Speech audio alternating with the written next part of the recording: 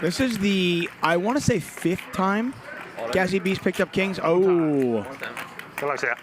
No slow rolls, please. Yeah, aces. Of course he does. No. Hey, what's going on, everyone? My name is Garrett Blackwood. Welcome to my little corner of YouTube where we talk all things poker. Today, we're going over my session on the Hustler live stream. I played 25, 50, 100. But first, we're going to run through the giveaway. So this is the Twitter one on twitterpicker.com. Give me somebody good. This person. Is that Kanye West? Ohoyaman48. Congratulations, get in touch. We'll get you paid. I've just realized you guys can't see who it is. My bad. On to YouTube now. I've loaded the comments. I'm ready. Give me a winner. Love CG. Congratulations, my friend. You are the winner. It says you'll win $25,350. That's not right. You're not going to win that. Right, on to today's session. 25, 50, 100, 200. I'm in for 20K. I've got 4 bullets. I'm very nervous to start. Let's check it out. I kind of was hoping for the new table, there are better cards. Nah. They're still saying shitty cards. Yeah. What's bad about these? Oh, no. 28. Oh, what a nightmare situation here for Gazzy B. A raise from Henry with aces. Andy 3-betting on the button with queen 10. Gazzy B wakes up with 2 kings in the small blind. Back over to Henry. Gazzy B only has 17,000 behind. And let's just say, Dave, I think the 16 spiked. I hope he has another bullet. Very good chance. What is this? This is 4 hands into the game, 9 minutes in. I have got pocket kings and another guy's got pocket aces. I flew from Texas to Los Angeles just before the stream started. I had to race across time to get there in time. And all the way there on that flight, I was dreaming about like 1 hour in Mariano and then doubling through Andy stacks, and I've got so much respect for these guys and they're all legends and I wanted to compete with them and win big pots versus them, but no, kings v aces, 9 minutes in. There's nothing you can do. So Henry has opened, Andy has 3-bet, I've called 4-bet with the kings, Henry has called, Andy has folded, and then we've just got it in on the flop. This might sound like I'm being a bit results-oriented, but I was really nervous when I sat down. Mariano was like, hey, nice to meet you, man. And I was like, oh, hi, how you doing? Like, I was super nervous. And maybe kind of could have worked it out, or maybe I'm just being harsh on myself. He's like, called the cold 4-bet and then raised the flop. He's not going to do that with queens, because why would he call pre? Maybe we could have worked that out, but I mean, I'm not going to be too harsh on myself. It's kings v aces. I've got 80K worth of buy-ins, and 25% of that is gone in the first couple of minutes, which is a little annoying, but I just pick out 20K more and let's just keep it going. Everybody that comes on the show as a new player just gets like massively cooler. Like, There's the ace. Gazzy B drawing dead. just folded. Yeah, like last time we had like 2 new guys and they just got absolutely destroyed. Like, Welcome to the show, Gazzy B. All right, very, very next hand. Andy has opened in the cutoff. I'm on the button with King Jack offsuit. I think calling is fine. I think re-raising is fine. I decided to just call, though. I've got 2 players behind who are going to have quite loose passive ranges, and that'll contain a lot of hands that I dominate, as well as Andy's opening range. Andy will be correctly opening hands like King 6 suited and Jack 7 suited and stuff like that. If I 3-bet, I just fold out those hands. Mariano is very capable, of course, of just squeezing and making my life a misery here. But I call and we go 4 ways to the flop. I flop second pair. Andy's got a gut shot. He decides to c-bet, really standard from him. Good board for him. I make the call with my second pair. Everyone else gets out the way. We go heads up to the turn. He checks. I am very happy to check this one back. And on the river, he decides to check again, of course, with his showdown. I think if I went for thin value, he's got a really nice check raise river bluff candidate. So really happy I didn't go for that thin value, because I would have probably bet folded and hated it. But yeah, really nice to just win that pot immediately after. It's not a massive pot, but it does kind of settle the nerves a little bit, and I kind of get into my groove a little bit after this one. All right, next up, this whale Mariano opening in the hijack with Jack 3 suited. What's he doing? Just kidding. We're playing the stand-up game. I haven't studied the stand-up game, but I'm pretty sure he has, and I'm sure he knows that playing loose is good, and opening a little wider, especially when you've got certain players in the blinds who are not going to 3-bet and stuff like that. His opener's probably fine. Call on the button from Brian Balla, and I have kings again, and it's like, right, who's got the aces? Who's stacking me this time? I put in the squeeze. Both players fold. Not a massive pot, but it's really nice for me to win this one. Up until that point of my life, I had never lost the stand-up game. I told Andy Stacks that before we started, and I told him now the streak is continuing. But yeah, take this one down pre and save myself from the stand-up game. All right, next up, I have King Jack offsuit in the hijack. I am safe from the stand-up game. The other guys are still playing it. Mariano is not yet safe from the stand-up game, and he 3-bets on the button. Queen out of hearts. Again, a little loose, but the stand-up game makes these things happen. Brown ball is going to cold call, as is Henry. And I'm going to make a really, really tight fold here. It might look super nitty, but I just feel so dominated by literally every player there. Where they're going to have hands like Ace-Jack and King-Queen. And, I don't love life when I flop top pair, essentially. So I make a really nitty fold, and it doesn't really change anything. I wouldn't have, made a straight or anything like that. But I think this fold looks really tight, especially on stream when I'm getting such a good price. But if you think about it, just how dominated you can be here and how infrequently you dominate many of the players, let alone all of the players, I think just folding here is good. Nothing else really happens in this hand, but I just wanted to explain. It might look a little tight, but I think just letting it go is the right play there. All right, very next hand, I am under the gun with King Jack offsuit and raise it on up to $300. Next to act is Dentist Dave. Quick shout out, Dentist Dave, absolute legend, super nice guy, chatted away to him all night, really, really nice guy. He puts in the 3-bet, makes that $1,000. It folds back around to me, and ironically, this is a bit of a loose call compared to the tight fold we just made a second ago. But Dentist Dave is not free from the stand-up game yet, so I know he's going to be a little wide. I know he can be really aggressive anyway, so I make a bit of a loose peel, but versus Dentist Dave, I'm kind of happy with it. I flop top pair, he flops top set. When I check the flop, I'm really happy to see him check it back. On the turn, I think I've got the best hand really often here. I decide to start betting out, going for some thin value, and he raises me to like 6.5k. You can see my face is kind of like, what? Sorry, what just happened?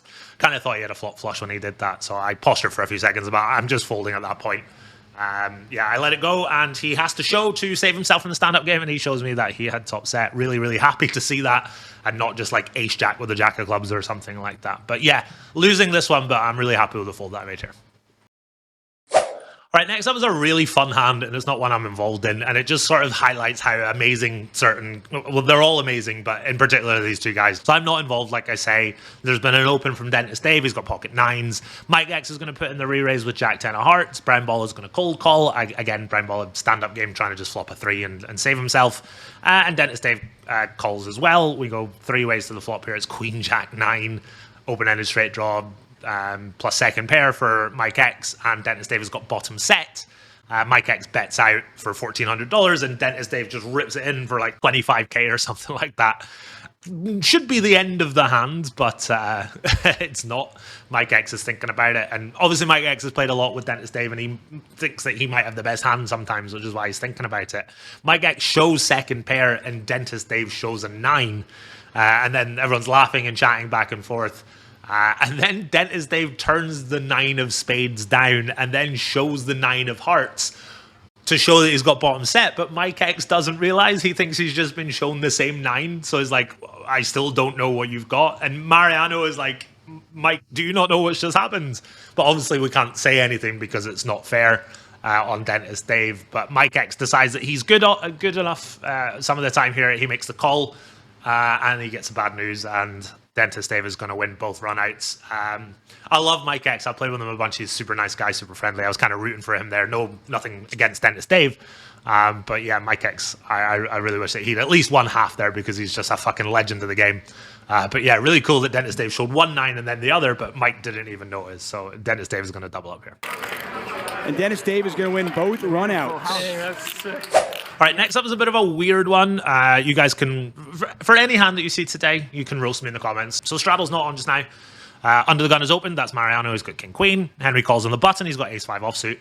I am in the $50, so that's the middle blind with 9 7 of diamonds and make the call. I'm not sure if this is a little loose or if it's fine, but it's going to bring in Dentist Dave as well. We go 4 ways to the flop here. It is Ace Deuce Deuce with 2 diamonds. I have got a 9 high flush draw, and it somehow checks all the way around. The turn is a beautiful 8 of diamonds.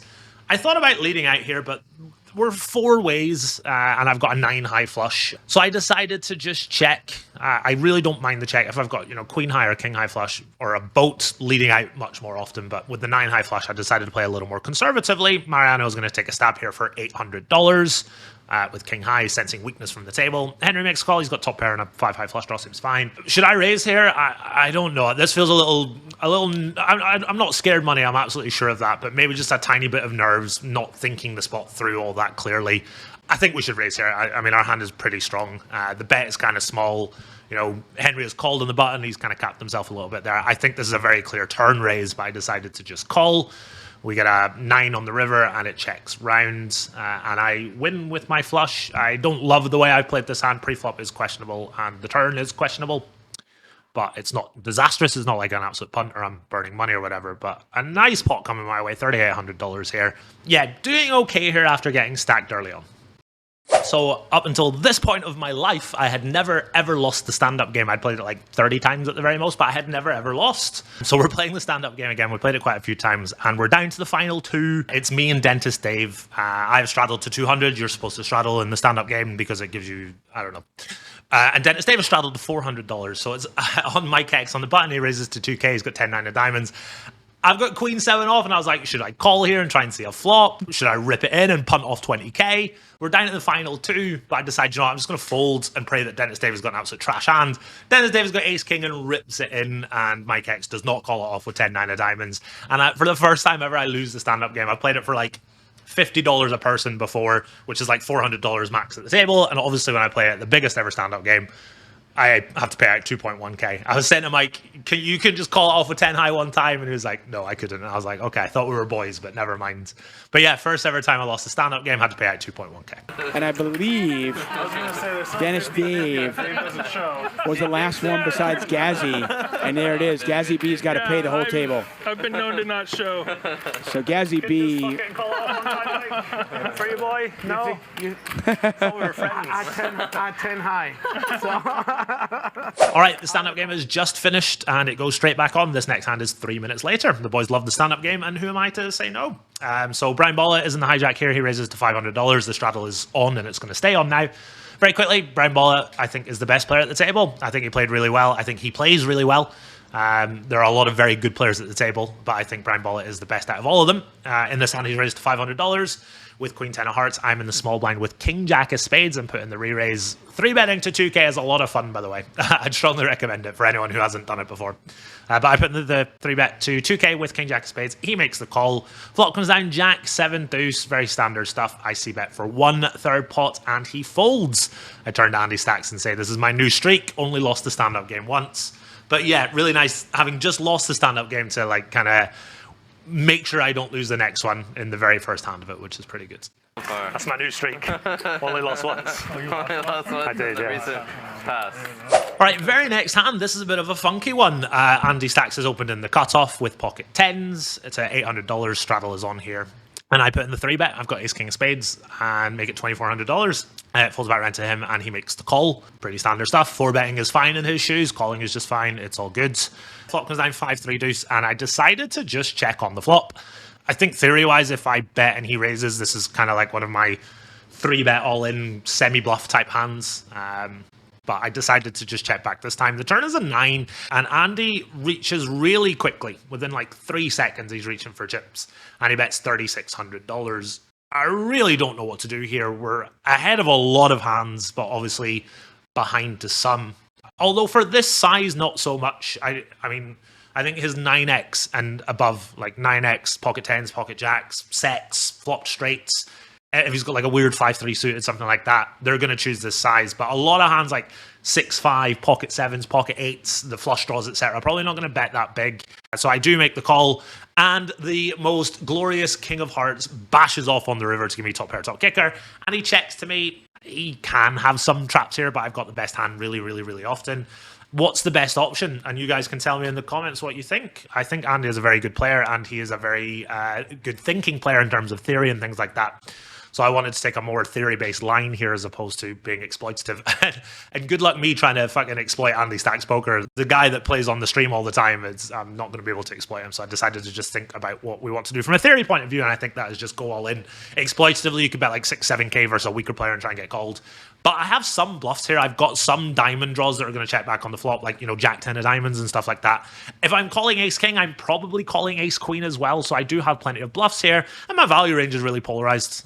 So I think just shoving is the best play here. I would shove my bluffs. I would shove my value.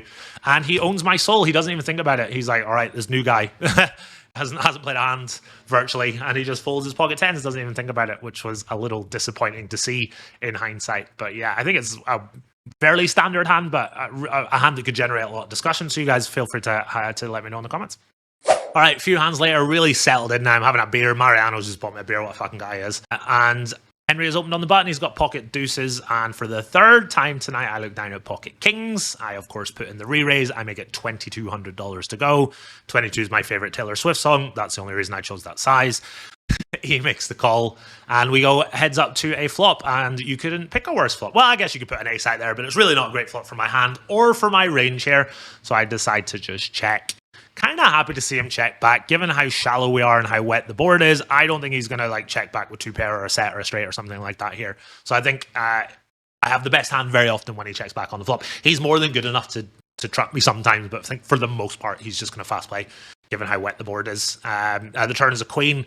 Really nice card here because he's going to have a lot of turn top pairs in his range, and I can start to get to build a pot. And he can have hands like maybe a hand like 6-8 suited or ace 7. There's a lot of value for me to be had here, so I think it's a very clear bet. I bet out for $3,300, and he folds kind of standard stuff, but really annoying flop there. But yeah, really happy to just drag this one in after that really bad flop. All right, another fun hand coming up. Brown baller has opened under the gun with a queen 9 of diamonds. Andy is in the hijack. He calls with ace 8 suited. I'm in the cutoff with 6-5 suited. Squeezing is probably fine here at low frequency, but I decide to just call lots of players behind who are loose and splashy and stuff. If I make a flush, they might try and bluff me. All that kind of stuff. Dentist Dave is going to put in the squeeze to $2,000, as I wish I had done.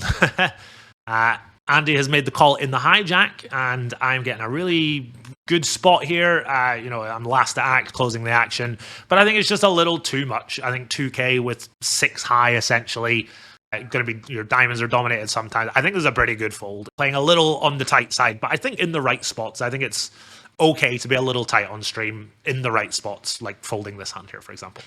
All right, next up, I am under the gun with Queen 10 offsuit. I don't think this is a good open in an 8 max game, but good luck folding this and ever getting invited back on stream, so I have to open it if I ever want to play again. So I make it 500 to go. Brown baller is in the big blind. It's a 4 blind game now, essentially, so he's the 3rd blind. He makes the call, and Andy is in there as well. Brown baller's got king jack, and he's got 6 deuce.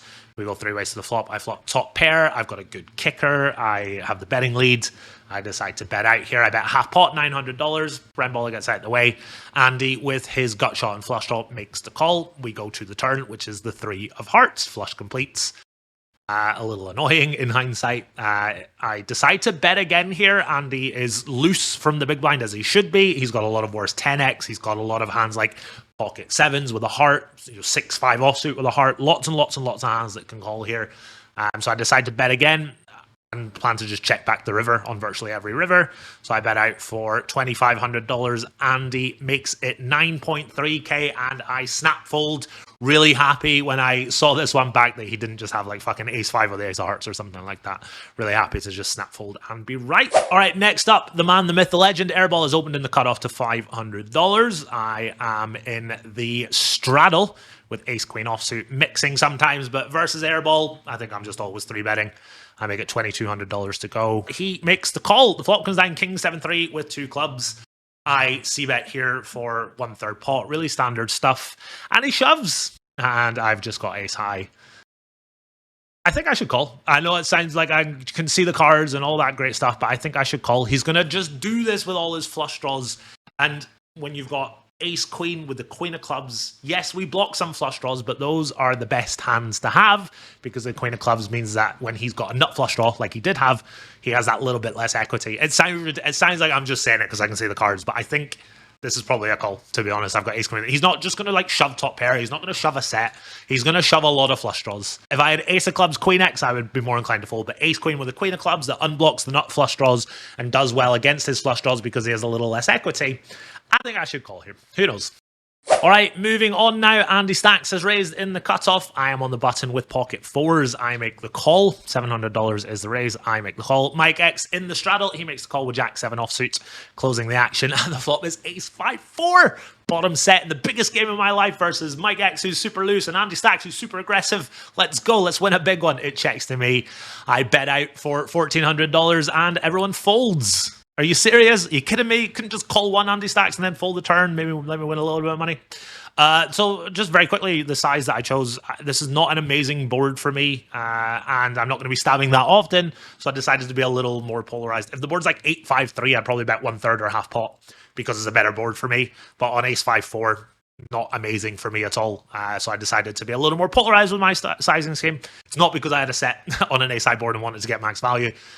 Just a little polarized there, so I decided to size accordingly. But they both folded, and I won the minimum with a set in the biggest game I've ever played. What can you do?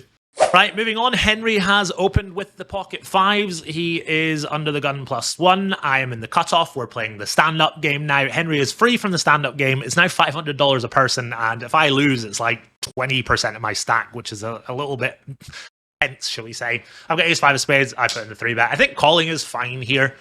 Given the stand-up game is on, I decided to just try and be aggressive and win it now. So I put in the 3-bet. Henry makes the call. He has me a little bit in trouble until the flop comes down ace high.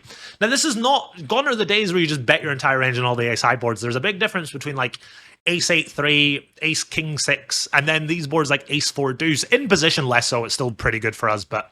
we don't just bet our entire range relentlessly here, and I protect my checking range with my weakest top pairs. This is one of my weakest top pairs, so I check back on the flop. The turn is the 10 of diamonds, and I think both options completely fine now. I think checking is fine, betting is fine. I decided to get a little funky here and check back. Again, I promise you, not scared money. It's just he's going to have a lot of airballs that are going to bluff the river. And if I bet the turn, I just fold out a lot of them. And he can still have a better top pair. It's kind of unlikely, but he can still have a hand like ace-9 suited, ace-8 suited, something like that. So I think checking is okay here.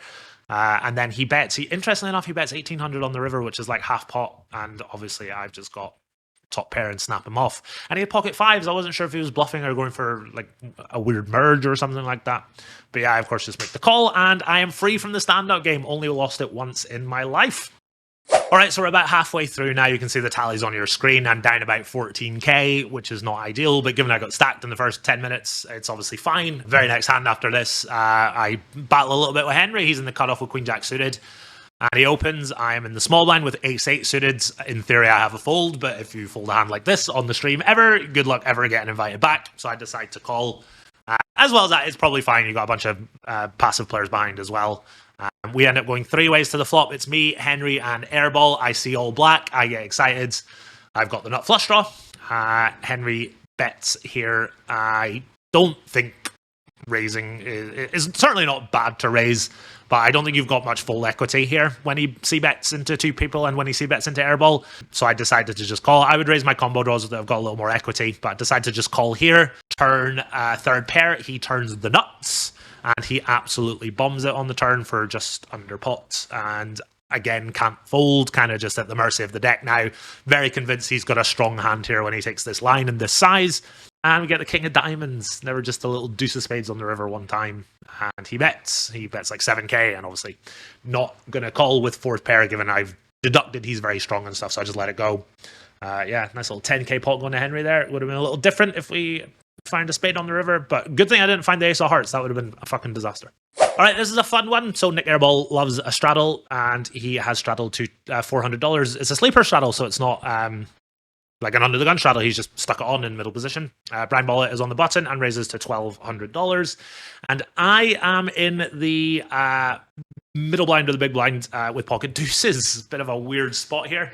But I decide to call. We've got Airball behind. He's going to complete a lot. If we flop a set, we're going to win a very, very nice pot. Airball squeezes it on up to $7,000. I know he's going to have a lot of strong hands here sometimes, obviously, but he can have like 9-7 offsuit and stuff like that here. Brian Baller makes the call, and it's back on me. I've got 23k in front of me, and I came this close to calling. I was like, do you know what? If I call and flop a deuce and like triple up, it's going to be amazing. But I said no. I'm not going to be an idiot. I think this is a very clear fold. If we're super deep, I'm going to call, but given how short I am, putting in 1/3 of your stack with a pair of deuces, hoping to spike a deuce is not great. So I just fold, and I couldn't find a deuce anyway. But yeah, came very, very close to calling, and I was like, what are you thinking of doing here? And I just let it go. All right, next up, Nik Airball is in the sleeper straddle again. I am in the $200 straddle. It falls around to Andy Stacks, who is in the $100 big blind, and he raises to $1,400. He's got ace-10 offsuit. It's just me to act, then Airball to act. I've got queen-jack offsuit. I don't think 3-betting is a thing here. I don't think folding is a thing here. I don't love it, but I decide to call for $1,300. Mariano's in between as well, but he decides to fold. And Airball makes the call with the 10-9 offsuit. I flop top pair on a monotone board. Reasonable start here. Andy Stacks bets and bets quickly. Again, you can kind of decipher how strong or weak someone is based on what they do and who's behind and stuff like that. He's c-bet into Nik Airball, who he knows is going to be really wide and really loose. He's not going to do that relentlessly. He's not going to have a lot of error in his range. So I deduct that he's got a relatively strong hand. However, I've got top pair. There's nothing else I can do here other than just call. But yeah, top tip for you. If somebody's c-betting into a very loose, very aggressive player, they've probably got a strong hand. If you're sandwiched in between, be mindful of that. If they're c-betting into an absolute nit, their range is going to be a little bit wider. So I make the call. The turn is the 3 of spades. Not running amazing so far. I'm not like, ghastly kings v aces every hand, but a little tiny bit frustrated. I've fold versus Andy's second barrel here correctly, but just can't really get anything going here. Not letting it affect me or, being tilted or anything like that, but a little frustrated so far, we'll say. Man, it's got to be first time on the show, and just cannot get any footing, and you can see the big sigh from him. I feel you, man. I'm a fan, and I'm glad you're here.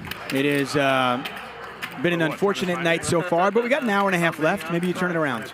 All right, next up, I had just asked Dentist Dave, what's the biggest amount you've ever straddled to in your life? And he is telling me about it, as Airball has opened to $1,400. The reason I asked was because I think Dentist Dave had straddled to 400 here. And he said, no, wait, I once straddled for my entire stack. And just as he said that, I looked down at Pocket Kings and I was like, oh shit, I'm not going to be able to listen to his story now because I've got Pocket Kings. I put in the $4,200. He's still telling me the story. I'm trying really hard to be nice and listen to the story and stuff like that, but it's just like, oh my God, I've 3-bet to 4,200. With Pocket Kings versus Airball, Airball sticks it in and I call it off. Let's go to the footage here and see what happens. I think they're running it once. No diamond for either player. Airball looking for an ace.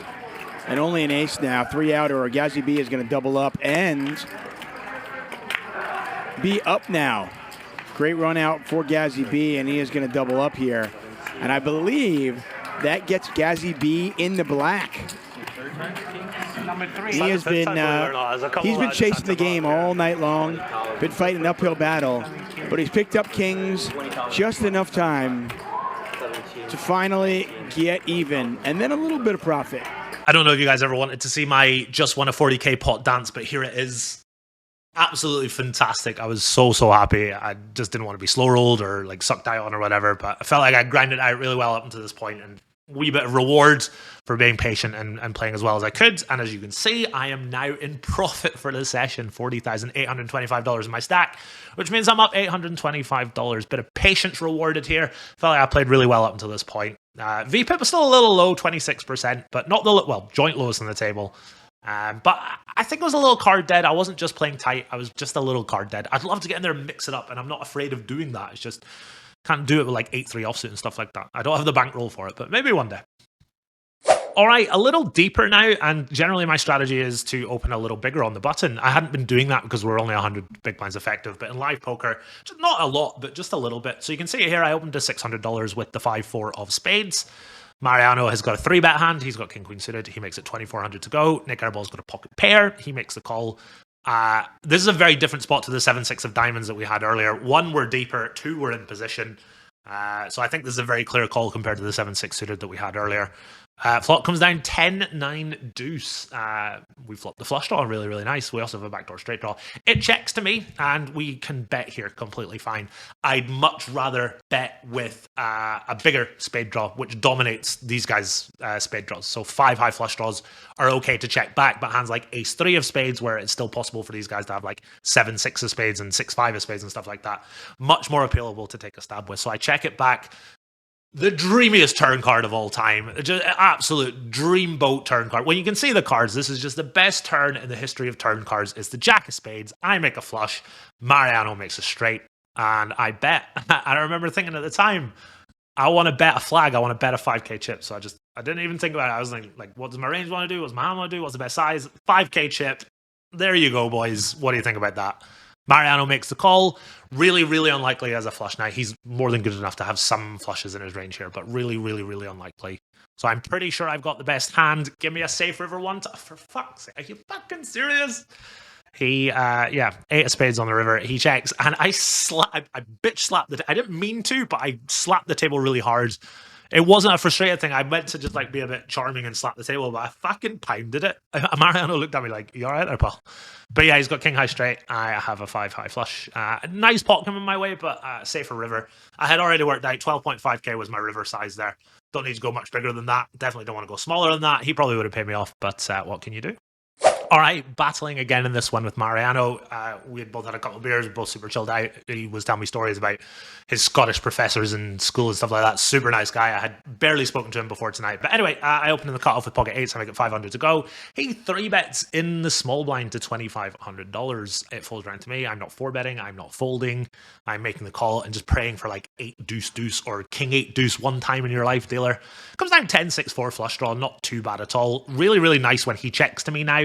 Again, I'm not saying this to be nice, but Mariano, very good player. He can for sure have a 10, pocket 9s, some overpairs, some strong hands in his range here, essentially, because he knows that this is an okay board for him, but it's not amazing, especially when you're out of position. So he checks to me, and I decide to take a stab. I bet out for $1,800, and he makes the call. Turn is a queen, not great. He's going to have a lot of ace-queen, some king-queen with like a spade, obviously some of those traps, a lot of 10x. I don't think our hand wants to bet on this turn. Much more inclined to bet on like a deuce, for example, so I check it on back. And the river is the ace of spades. This board could not get any worse if it tried. And he bets out for $1,000, which I think is really cool. I had no idea what to make of it, but I have paid off 10% pot bets over and over again in my life and been shown nothing but second pairs and third pairs and stuff like that. So I decided against paying it off this time.